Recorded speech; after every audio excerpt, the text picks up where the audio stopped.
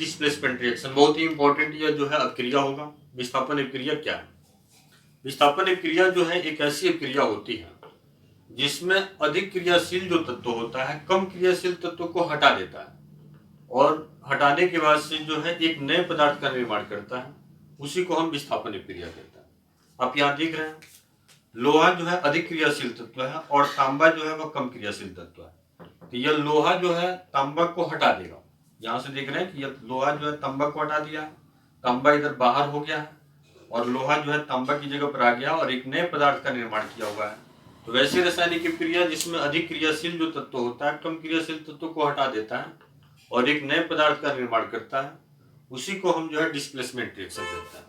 या displacement reaction का दूसरा भी आप डिफिनीशन दे सकते हैं कि वैसी रासायनिक क्रिया जिसमें तत्वों के स्थानों में अदला बदली होता है। आप देख रहे हैं कि लोहा की जगह पर जो है तांबा चला गया है और तांबा की जगह पर जो है लोहा आ गया है। तो तत्वों के स्थानों में जब अदला बदली होता है और अदला बदली करने से जो नया पदार्थ का निर्माण होता है, उसी को हम डिस्प्लेसमेंट रिएक्शन कहते हैं, विस्थापन क्रिया कहते हैं। तो विस्थापन क्रिया की दो परिभाषा हो गया। एक परिभाषा हुआ कि अधिक क्रियाशील तत्व कम क्रियाशील तत्व को हटा करके नए पदार्थ का निर्माण करता है, उसको हम डिस्प्लेसमेंट रिएक्शन कहते हैं। या वैसी रासायनिक क्रिया जिसमें तत्वों के स्थानों में अदला बदली होता है और उसके फलस्वरूप नए पदार्थ का निर्माण होता है, उसी को हम डिस्प्लेसमेंट रिएक्शन कहते हैं।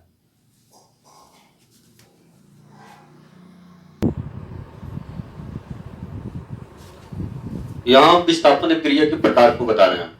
तो विस्थापन क्रिया जो होती है वह दो तरह की होती है, एक एकल विस्थापन क्रिया, दूसरा द्विविस्थापन क्रिया। एकल विस्थापन क्रिया में होता क्या है कि एक अधिक क्रियाशील जो तत्व होता है एक कम क्रियाशील तत्व को हटा देता है और एक नए यौगिक का निर्माण करता है, उसी को हम एकल विस्थापन क्रिया कहते हैं। जैसे आप देख रहे हैं एक अधिक क्रियाशील तत्व यहाँ पर लोहा है और एक कम क्रियाशील तत्व यहाँ पर जो है कार्बन है। तो लोहा जो है कार्बन को हटा दिया है और एक नए पदार्थ का निर्माण किया हुआ है, फेरस सल्फेट, और कॉपर जो है उधर बाहर निकल गया है। तो वैसी रासायनिक क्रिया जिसमें एक अधिक क्रियाशील तत्व एक कम क्रियाशील तत्व को हटा देता है और एक नए यौगिक का निर्माण करता है, उसको एकल विस्थापन क्रिया कहते हैं। या दूसरी परिभाषा है कि वैसी रासायनिक क्रिया जिसमें एक एक तत्वों के स्थानों में अदला बदली होता है, उसी को हम एकल विस्थापन क्रिया कहते हैं। आप देख भी रहे हैं एक एक तत्वों के स्थान में अदला बदली हुआ है। लोहा जो है तांबा के पास चला गया है और तांबा जो है लोहा के पास चला गया है और एक नए यौगिक का निर्माण करता है, तो उसी को एकल विस्थापन क्रिया कहते हैं। तो वैसी रासायनिक क्रिया जिसमें एक एक तत्वों के स्थान में अदला बदली होता है, उसी को सिंगल डिस्प्लेसमेंट रिएक्शन कहते हैं। आइए देखते हैं अब डबल डिस्प्लेसमेंट रिएक्शन क्या है। आइए अब द्विविस्थापन क्रिया के बारे में देखते हैं। तो द्विविस्थापन क्रिया एक ऐसी रासायनिक क्रिया होती है जिसमें दो तत्वों के स्थानों में अदला बदली होता है, उसी को द्विविस्थापन क्रिया कहते हैं। वैसी रासायनिक क्रिया जिसमें दो तत्वों के स्थान में अदला बदली होता है, उसी को हम द्विविस्थापन क्रिया कहते हैं। या दो अधिक क्रियाशील तत्व दो कम क्रियाशील तत्व को हटा करके दो नए यौगिक का निर्माण करते हैं, उसी को हम जो है द्विविस्थापन क्रिया कहते हैं। आइए देखते हैं यहाँ सोडियम सिल्वर नाइट्रेट है AgNO3 और ये सोडियम क्लोराइड से क्रिया कर रहा है, सिल्वर क्लोराइड नमक या अवक्षेप बना रहा है और सोडियम नाइट्रेट जो है यह नया पदार्थ बन रहा है।